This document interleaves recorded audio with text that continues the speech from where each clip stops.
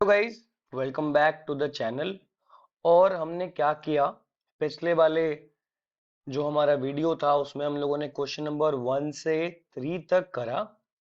क्योंकि वीडियो बड़ा ना हो जाए इसीलिए मैंने अब दूसरा वीडियो बनाया है।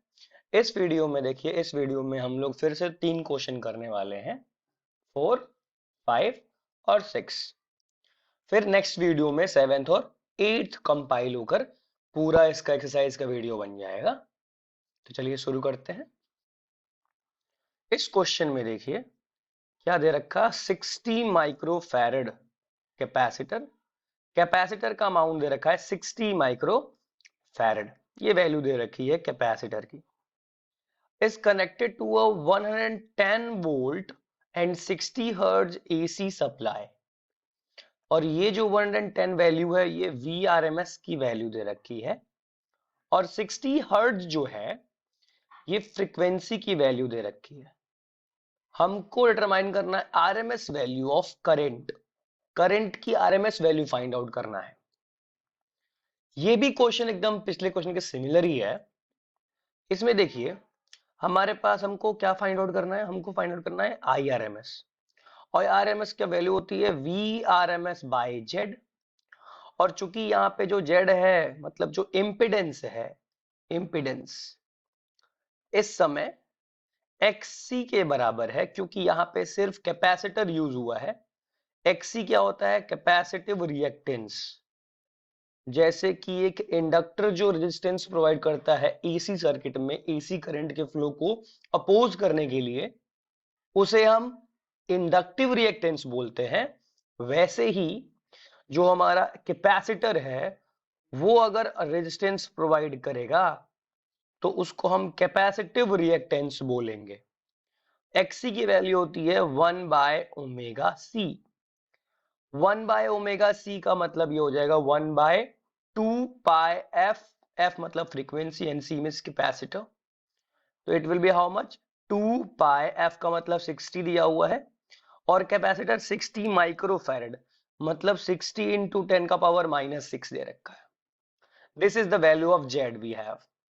अब यहां पुट कर देना है, VRMS is 110 divide by Z की वैल्यू दे रखी है 1/2π इंटू 60 इंटू 10 का पावर -6। तो ये पूरी वैल्यू ऊपर आ जाएगी, 110 इंटू 2π इंटू 60 इंटू 10 का पावर -6। इसको मैं कैलकुलेट कर देता हूं। कैलकुलेट करने के बाद जो वैल्यू आ रही है वो आ रही है 2.49 एम्पियर। आपने कैलकुलेटर यूज नहीं करना है, आपने अपने से सॉल्व करके ये वैल्यू पुट करनी है। मैं कैलकुलेटर यूज कर रहा हूं, अच्छी बात नहीं है, लेकिन फिर भी आपको स्वयं से ये करना है कैलकुलेट करके, इतना मतलब टफ नहीं है। नेक्स्ट क्वेश्चन पे चलते हैं। नेक्स्ट क्वेश्चन में देखिए, नेक्स्ट क्वेश्चन में क्या दे रखा है। नेक्स्ट क्वेश्चन में हमारे पास बोल रहा है कि 7.3 में और 7.4 में जो क्वेश्चंस हैं, what is the net power absorbed by each circuit over a complete cycle. Net power absorb पूछ रहा है एक कंप्लीट साइकिल में ऊपर वाले दोनों सर्किट के लिए। तो चलिए एक कॉन्सेप्ट आपको पता होना चाहिए, वो मैं आपको बता देता हूं। तो जी कॉन्सेप्ट क्या है, तो कॉन्सेप्ट ये है कि एक अगर कैपेसिटिव सर्किट अगर मैं लगाऊं, ये कैपेसिटर लगा रहा हूं मैं, और इसको कनेक्ट कर दूं किससे, एसी सोर्स से, और एक इंडक्टिव सर्किट लगाऊं और इसको भी कनेक्ट कर दूं एसी सोर्स से, what ever the AC source it is.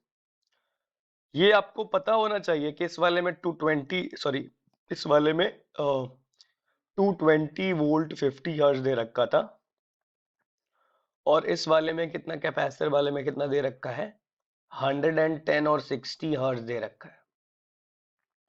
अब ये एक सर्किट सी सर्किट है, ये एक सर्किट एल सर्किट है। इसमें एक कॉन्सेप्ट डिफाइन किया गया होगा, पावर फैक्टर। पावर फैक्टर की वैल्यू जो होती है वो होती है cos फाई, और यहाँ पे जो फाई है उसको हम बोलते हैं फेज डिफरेंस। तो यहाँ पे ये बात पता होना चाहिए कि दोनों सर्किट में, एल सर्किट या सी सर्किट, दोनों जो ऊपर दी रखा है, उन दोनों में ही जो फेज डिफरेंस होता है वो 90 डिग्री होता है। देयरफॉर cos 90 कितना हो जाएगा? 0। अब मैं ये क्यों बता रहा हूं? क्योंकि हमको पता है कि पावर, जो एवरेज पावर की वैल्यू होती है वो होती है VRMS IRMS cos phi, और यहां पे तो cos phi कितना है? 0। दोनों ही केस में 0 है, इसलिए एवरेज पावर कितना है? 0 है। क्योंकि हमको अभी VRMS IRMS की बात ही नहीं करनी। ये जो कॉस फैक्टर है, ये जो हमारा पावर फैक्टर है, कॉस का जो फैक्टर है, पावर फैक्टर बोलते हैं इसे, वही 0 हो जा रहा है। क्यों 0 हो जा रहा है? क्योंकि फेज डिफरेंस कितना है? 90 है। किसके बीच में? करंट और वोल्टेज के बीच में। दोनों ही में क्या है? 90 डिग्री गैप होता है, इसीलिए पावर फैक्टर 0 तो पावर एवरेज भी क्या? 0। ये हमारा बेसिक आंसर इस कॉन्सेप्ट। ये जो कॉन्सेप्ट ये है कि भैया पावर फैक्टर 0। क्यों 0? पावर फेज डिफरेंस की वजह से, 90 की वजह से, इसी वजह से एवरेज पावर में कितना? दोनों ही में 0। आई होप ये आपको क्वेश्चन आया होगा। चलते हैं नेक्स्ट सवाल पे। नेक्स्ट सवाल देखिए, बोल रहा है और charged 30 microfarad is connected to a 27 milli henry inductor. मतलब ये है कि एक चार्ज कैपेसिटर है, ये एक इंडक्टर से क्या किया गया है? जोड़ा गया है, ये एसी सोर्स है। बोलते हैं what is the angular frequency of free oscillation. यहां पे वर्ड यूज किया गया है कि वो एंगुलर फ्रीक्वेंसी बताना है, मतलब ओमेगा नॉट बताना है, जिससे वो फ्रीली ऑसिलेट करे। तो यहां पे ये हमको बताना है रेजोनेंस फ्रीक्वेंसी। जब भी फ्री ऑसिलेशंस के बारे में पूछे तो फ्री ऑसिलेशंस तभी पॉसिबल है जब क्या हो? जब हमारा जो पर्टिकुलर जो सिस्टम हो वो क्या हो? रेजोनेंस में हो। तो रेजोनेंस फ्रीक्वेंसी बतानी है इस पर्टिकुलर क्वेश्चन में। और रेजोनेंस फ्रीक्वेंसी हमको पता है कि रेजोनेंस में क्या होता है? एक्सी जो होता है एक्सएल के बराबर होता है, मतलब कैपेसिटिव रिएक्टेंस जो होता है, कैपेसिटिव रिएक्टेंस की जो वैल्यू होती है वो बराबर होती है किसके? इंडक्टिव रिएक्टेंस के बराबर होती है। अब ये दोनों अगर बराबर है, इसका मतलब ये है कि एक्सी की वैल्यू होती है 1/ओमेगा सी और एक्सएल की वैल्यू होती है ओमेगा एल। ओमेगा को एक साइड और एल और सी को एक साइड करेंगे तो ओमेगा का स्क्वायर क्या हो जाएगा? 1/LC। और यहाँ पे जो हमारा ओमेगा की वैल्यू आएगी वो कितनी आएगी? तो ओमेगा की वैल्यू जो हमारे पास आ रही है वो आ रही है भैया रूट में 1/LC।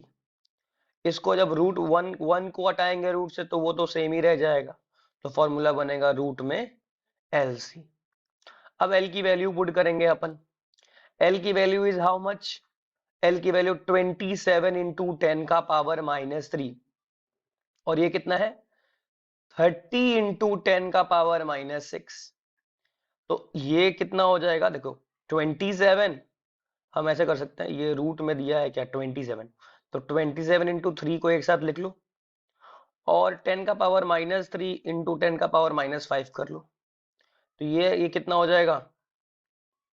तो ये वाला हो जाएगा 1/, ये तो कितना बार आएगा? 27 इंटू 3, 27 रूट, तो यहाँ पे हो जाएगा, इसको 27 को लिख सकते हैं हम 9 इंटू 3, पहले से ही 3 था एक, और इसको लिख सकते हैं 10 का पावर -8। तो जब बाहर निकालेंगे तो ये हो जाएगा 1 अपॉन, कितना हो गया? 9 बाहर निकालेंगे तो 3 हो जाएगा, और इन दोनों में से एक 3, और फिर यहाँ पे 10 का पावर -4 बाहर निकलेगा। तो 10 का पावर 4 अगर माइनस बाहर निकला है तो मैं यहाँ पे कैलकुलेट कर दूं, तो यहाँ पे क्या होगा? ओमेगा की वैल्यू हो जाएगी 10 का पावर 4 ऊपर डिवाइड बाई 9, तो ये 10,000 डिवाइड बाई 9, तो फिर क्या हो जाएगा? 1111.1, ये आ जाएगा आंसर 1111.1।